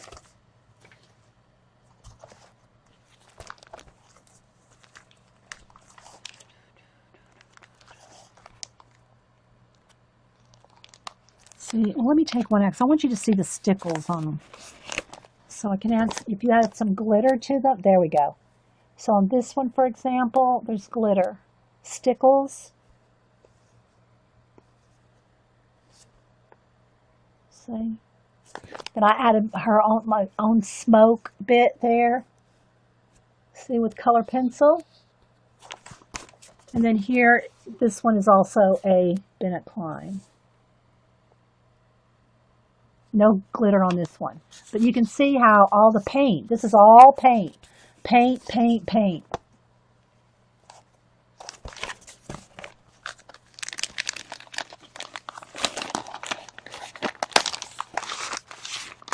Okay, so let's get there we go. Then this is my Doodlers Anonymous. Again, I'm just going to do a quick little flip to show you. But like this page here, there was nothing in the background. I added all the snow and the stars and all that. You have to be the boss of your color book. This page right here, there was no water, no stars. There wasn't even a lantern. I drew that in. So do whatever, do whatever.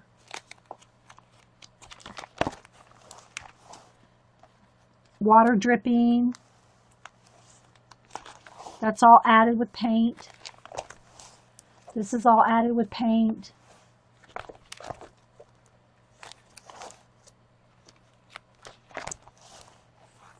This is all added with paint. And then we did all these letters. Friends in the box. Fibs. Added all those letters. Okay. So I'm just going to do a flip through here.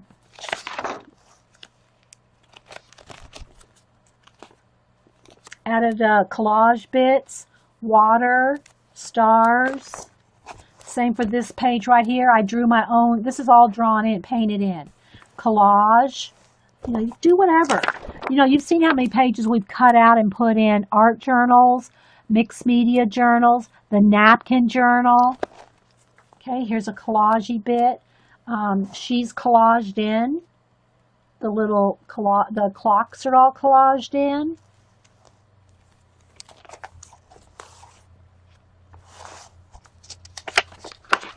And then here's my Jasmine Beckett Griffith pages. Okay.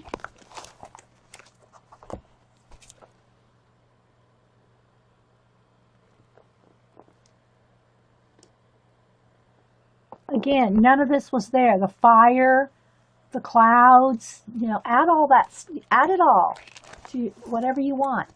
I painted in all the clouds back there. The rain coming down is just paint.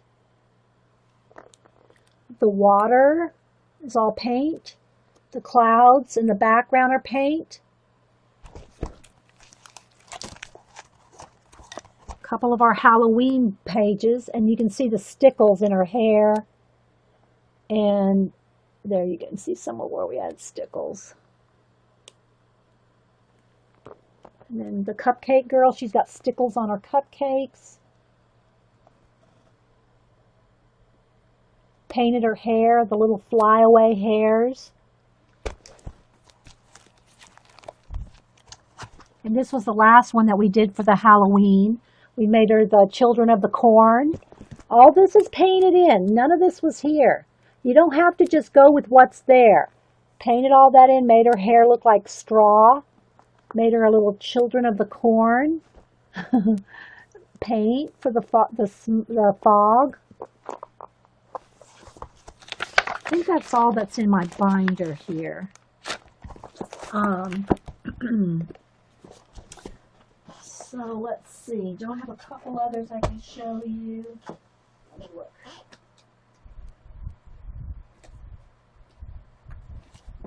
So then in pop manga, we have a few pages colored in pop manga.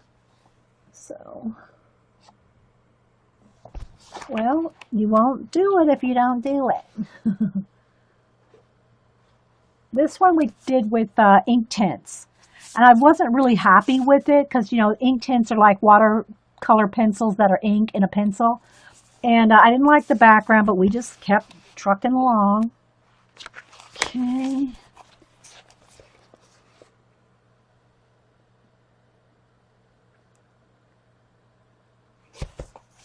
So these are just some of the ones we've done in pop manga. The Narwhal Girl. Again, paint, paint, pencil on paint, put our own stars, put our own planets.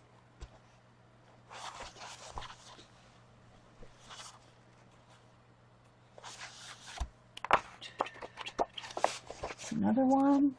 Again, put in your own stars, planets, glow, all that.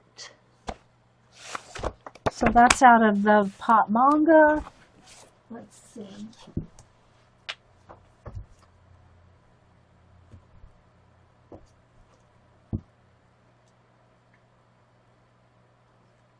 Oh, I do have there are a couple other ones in my binder.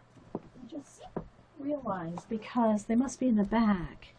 Yeah, because I have a couple from my, yeah. All right, here's one from a, this one's from a comic book color book. Here, these are from, this is from the Somerset Studio Coloring Studio, as are both of these. And so we added our own drips.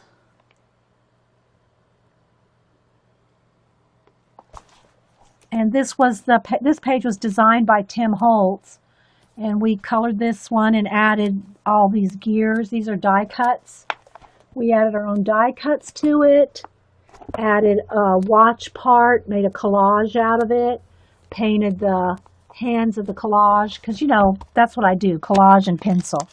And then this one we did, this was out of the Coloring Studio by Somerset. And this is all just crayons.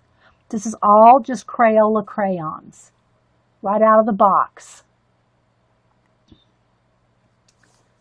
So, yeah, I think that now that's all that's in the binder.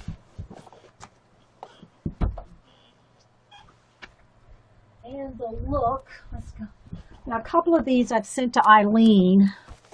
I sent one to Eileen, one to Paula, so I don't have them all. This one's in process, not done. What else is in here? So I have colored a few more out of this book that I've sent. This one. Remember, guys, I do pencil portraits commissions for a living. There's one more in here I really like. This one. This one has a three-part. This has a three-part video on it. How to do this one.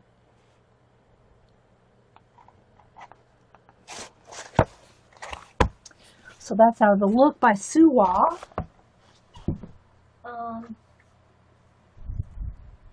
Looking, guys, to see. Anyway, look up here on the shelf. Is there anything else? There's more, but I can't really dig them out right now. But I just want to give you an idea. So anyway, guys, I hope y'all enjoyed just doing that. Yeah, I've done some in a couple pages in the water one. Hang on, it's the Lost Ocean. Here we go. I've done a couple in the Lost Ocean. This one's not finished, but you can see where we use stickles in this one. So it's in process. And then this one here.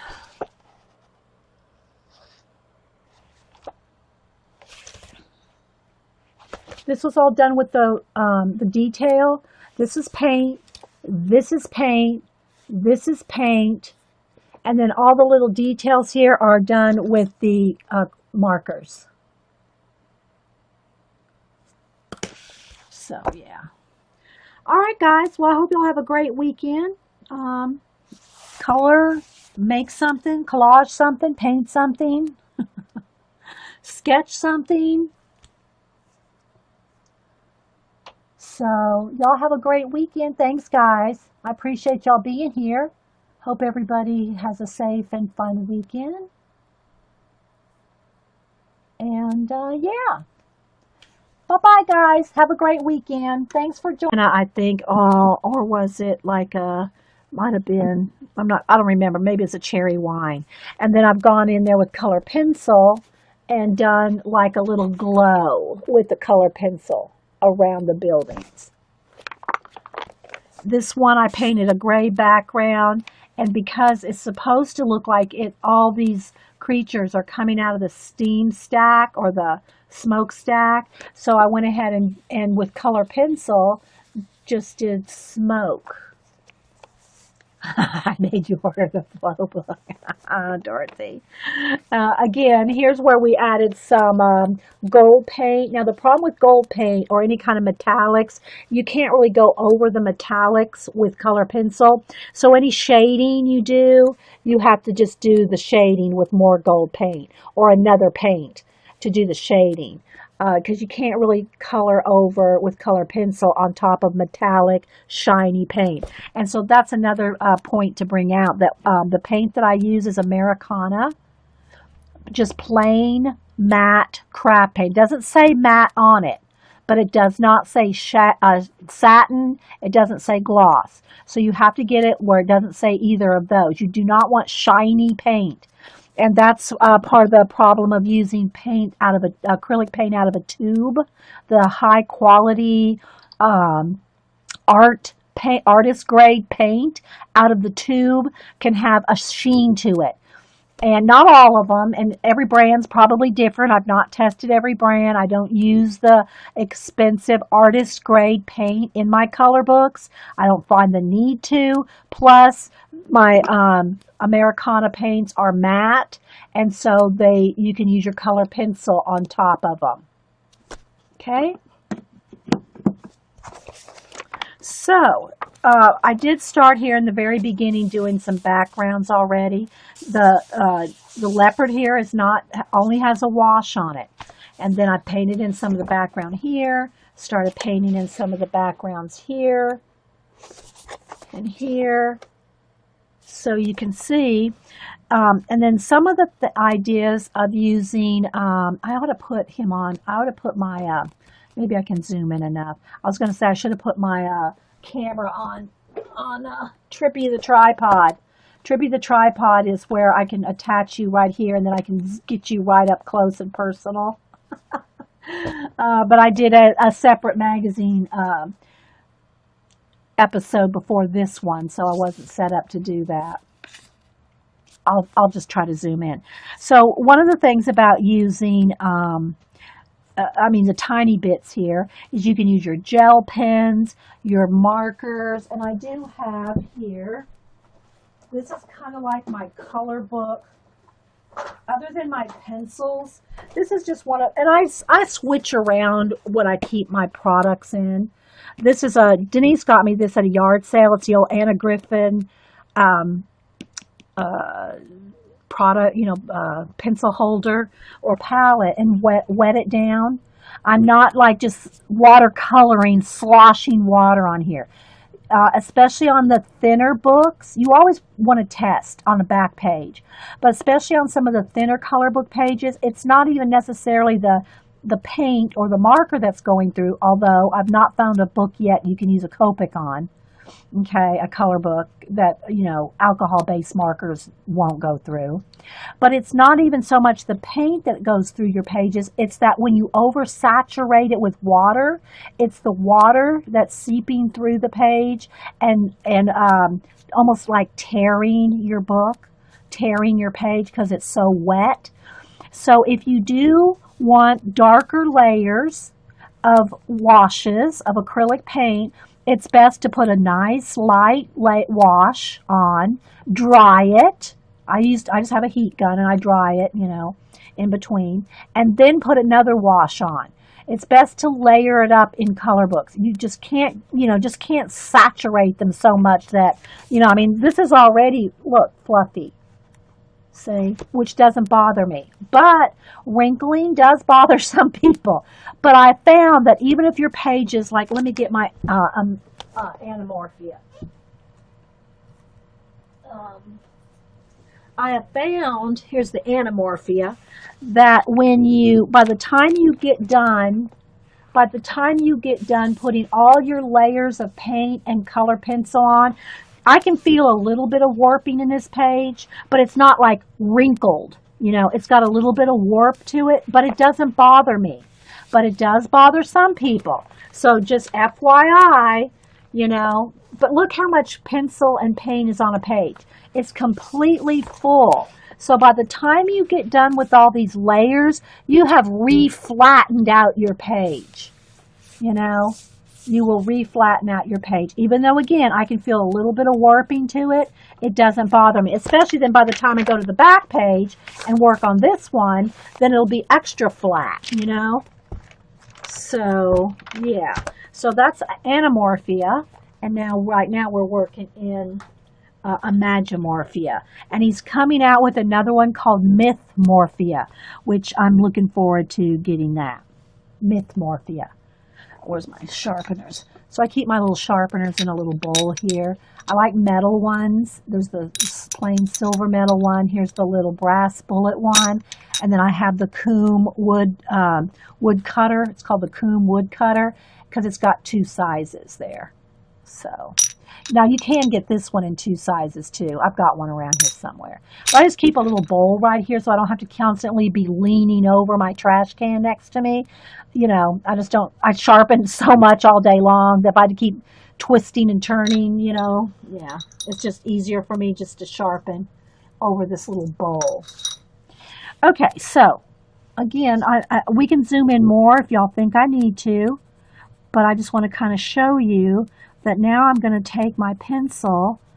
Okay, welcome back everybody to Coffee and Art in the Morning. I'm Dee Dee, and now we did a segment just a minute ago on using magazine journals to turn into quote books or word definitions or any kind of thing that you want to use words in using old magazines. So peruse the awesomeness that is a magazine journal on the previous segment. I always say that, and then talking about getting out word definitions and the books on words. And then we always say, check it out. So that's why we say peruse the awesomeness. Okay, so I pulled out the Imagimorphia color book that I haven't worked in a while, but a few of the girls are working in it, so I thought I'd go ahead and just do something in this one. And so there was one Saturday a few weeks ago where I went through and did a wash over all the major elements. This is just a wash with no detail penciled in yet. Then there was another segment where we went in and painted the backgrounds on some of them. So some of the backgrounds have been painted in. And then I work on the, like here, there's the background. This one done with all kinds of little scribbly bug movement. The mech beetles. And now this one's finished. I'm not going to finish the little creature stuck in the spider web on this because I wanted you to see the difference between before they're colored and not. This one is done with just a painted black acrylic background and then Stickles glitter for the web. So I've talked about all these before, so I just want to kind of show you how I'm trying to do different backgrounds, and then I'll just go in and work on some of the tiny bits. So like this one's got a purple background, and then with color pencil did some like almost like they're breaking through the water, you know, with purple pencil. So if y'all have any questions, put it in caps. If you're watching this on YouTube, the recording on YouTube, this is a live show on Ustream.tv with a live chat. I'm talking to live people. So you can see there's just a lot of bits and pieces done throughout the book. And I'm doing that on purpose because I want to work through the book. I'd love to finish this book completely. And so what I'm doing, though, is a little bit here, a little bit there. I might work on a background here, go over here, and, you know, just do a little bit like on these dragons. And then go over here and work on the pineapples. And then go over here, you know. So that's how I'm working in this book to hopefully finish it at some point. You like the gorilla background. Okay, so that one, let's go back here. Yeah. So that is a flat paint of acrylic in a burnt sienna, and just kind of, and you don't have to do this in any kind of, or you could do the images first. I'm just trying to get as much done in this book as I can, so I find for myself that if I move around the book and do some backgrounds, some small images, you know, do some washes and whatever, I find I get more done. And then I flip through the book and I see, oh, I got a lot done. So it makes me want to keep working. It flattens out. I use a heat gun to dry. So, you know, I'm constantly redrying things because I get it wet, redry, get it wet, redry. It's not going to flatten out. Look, see, again, see how they're kind of warped a little bit? See how they're kind of warped? They don't flatten out 100%. But it's not wrinkled. It's not like a big wrinkled mess either. It just kind of warps a little. When you break the back of the book to get it flat, do the pages start to fall out? I've not found any book where my pages have started to fall out. There may be, if you try to do that on some of the hardback ones, if they're not sewn, maybe it might happen, but I haven't had it happen. They are like, you know, I mean, I'm really bending that as much as I can, and it's, you know, they're in there. No, I've not had any pages fall out that I can think of, any books of color books. Yeah, trust me, Miss Rose, I've got every sharpener in the mix. I've just found metal ones work the best. I know some people like their electric ones. I don't, for multiple reasons, one of which being I'll go from room to room to work, and I don't want to have to unplug and carry around an electric sharpener every room I go to. When I'm not, you know, when I'm not streaming, I can color in different rooms. Now, when I'm doing commission work and stuff like that, I'm really right here at my desk. But color books, you can kind of roam around with. They're easy to roam around with. Yes, you blend pencils over the acrylic. All the acrylic painting is doing is giving it some tooth. Let me show you this test again. I know I've shown it a lot of times, but in case there's people that haven't seen this, I'm going to show my black acrylic paint test. Here, let's see if there's any black paint left in this one. There we go. There's a little bit left. Let me get a piece of paper. Hang on.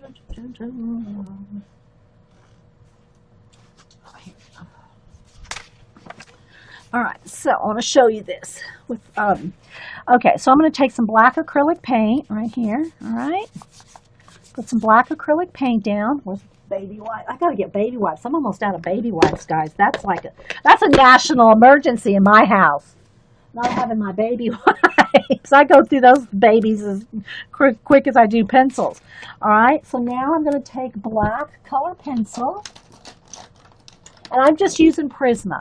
Now, I know that Kathy Arbor, she has some of the more expensive pencils, and anyway, she got it at a yard sale for me. It's a nice little, zip little case, you can see. So what I put in here right now is my gel pens at the top and my Crayola Kid markers down here. Now, this isn't all of them. This is ones. I've got multiple sets of these, but they last forever, and you can get them they're regularly like $9.99 for a set of 50, and you use a 50% off coupon, 40 or 50%. You can get them for, $5 or $6 for 50 colors. They're just water-based markers. They're kid markers. But they're fine to get into those little details, right?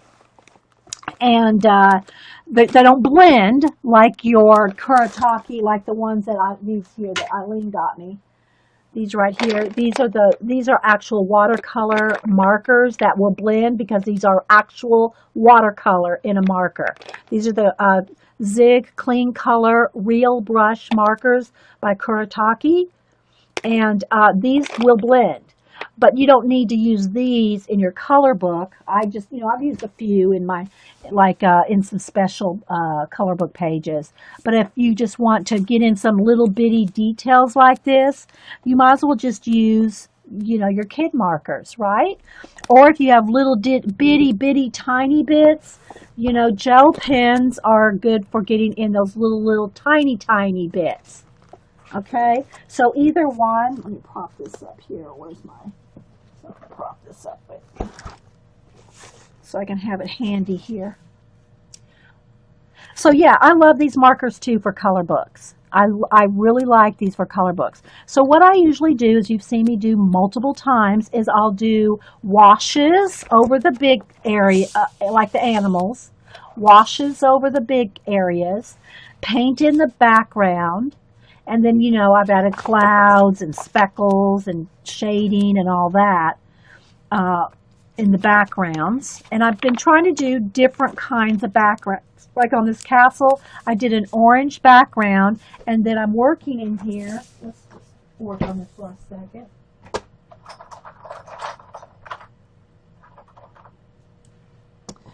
And then I'm just taking color pencil and going in here. Let me go ahead and zoom in now, guys, since I think I've done most of the... All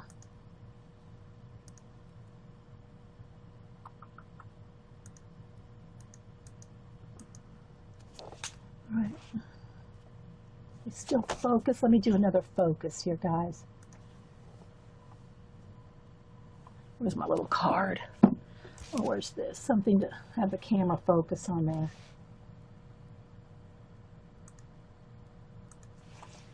Okay, and then how much water do I have for the washes?